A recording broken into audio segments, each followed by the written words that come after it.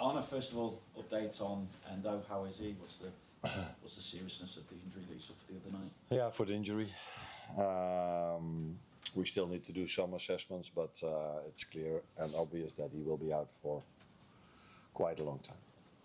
Again, it's become such a problem for you. I know he's generally a midfielder, but the fact that he can cover it at right back and it robs you of another option there.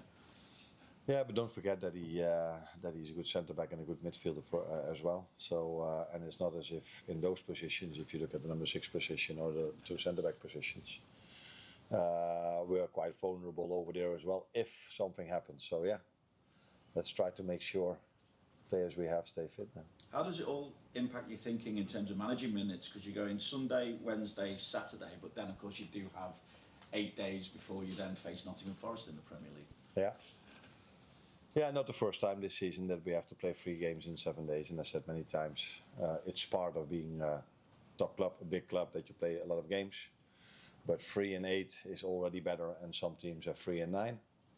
And then it also depends, of course, in the FA Cup what draw you have. And we play a very strong Brighton team because I think there are a lot of comparisons between Brighton and us.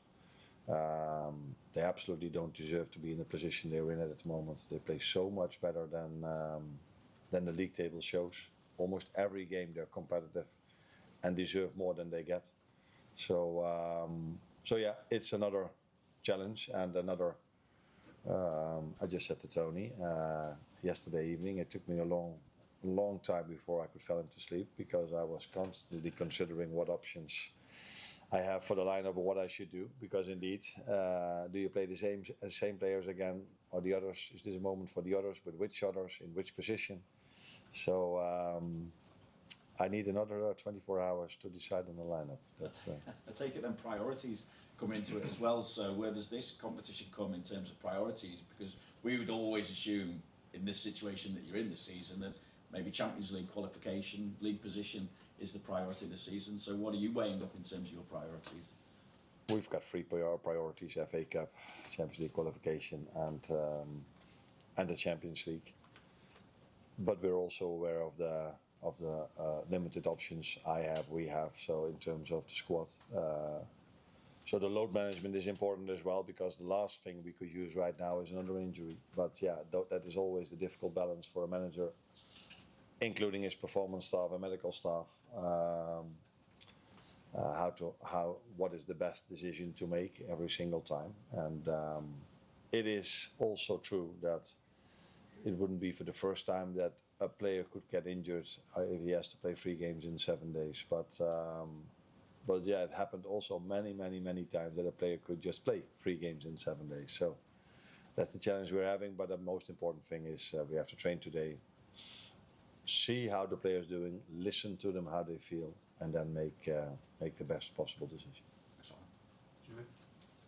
When you're talking about you mulling over those options right now and thinking who you could bring in, youth here, you've seen young kids go and win a trophy. Is that something now you could delve into? Are you looking more at the younger end of your squad?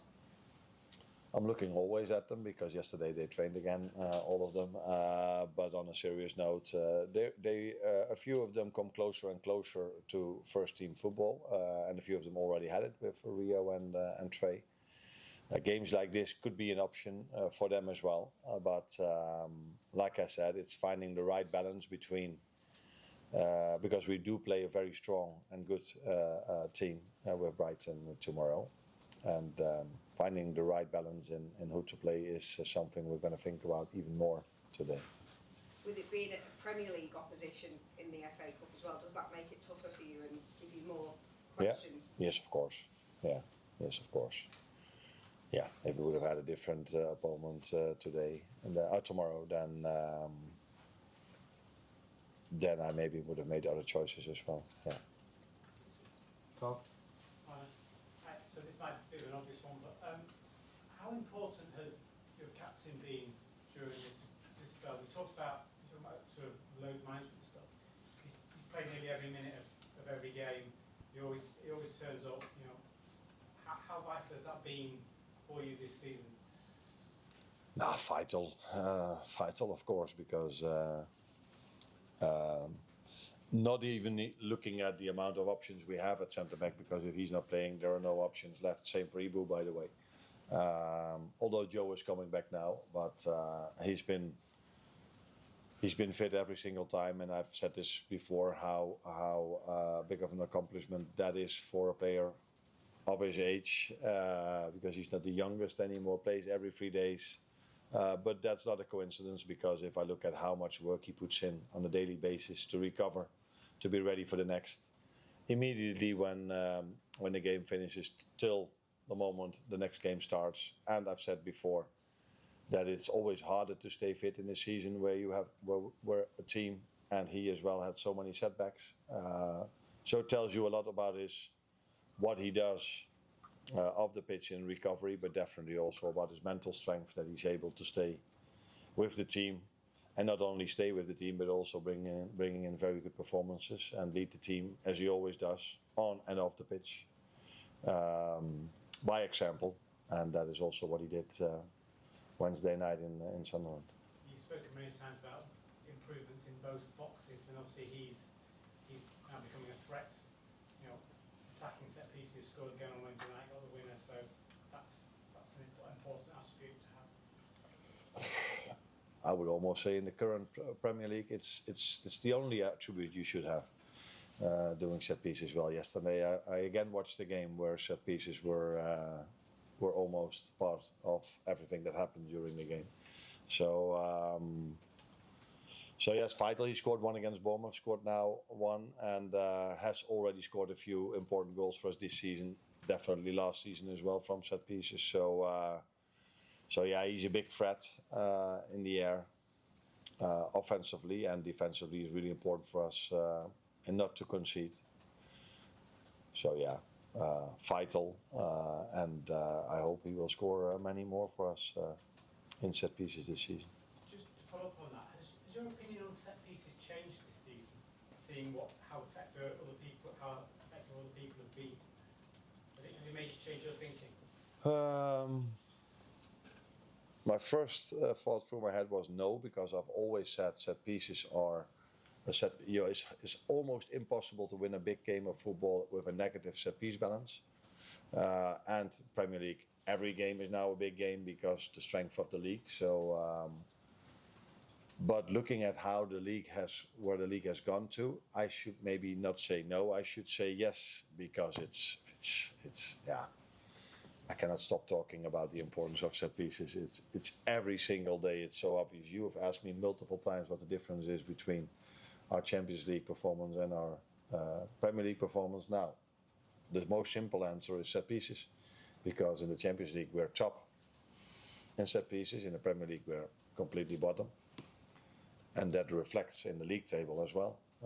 And yeah, the current Premier League is so much more about set pieces than it was last season. That even though I found it's very, very, very important, it's now gone through the roof in terms of how important it is. It's actually impossible to win the league if you have a set piece balance like ours. You need to have +5, 6, 7, 8, 9, 10 to even, no matter what you do in open play, to have a chance to win the league.